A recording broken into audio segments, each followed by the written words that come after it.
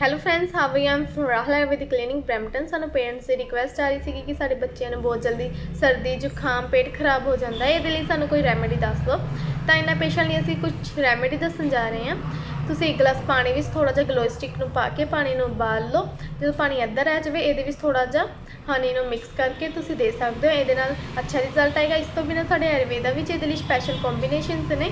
ਇਹਦੇ ਲਈ ਤੁਸੀਂ ਸਾਡੇ ਬ੍ਰੈਂਪਟਨ ਕਲੀਨਿਕ ਵਿੱਚ ਵਿਜ਼ਿਟ ਕਰ ਸਕਦੇ ਹੋ ਜਾਂ ਫਿਰ ਆਨਲਾਈਨ ਸਾਡੇ ਨਾਲ ਕੰਸਲਟ ਕਰਕੇ ਆਪਣੀ ਮੈਡੀਸਿਨ ਦੀ ਫ੍ਰੀ ਹੋਮ ਡਿਲੀਵਰੀ ਵੀ ਕਰਵਾ ਸਕਦੇ ਹੋ। Thank you.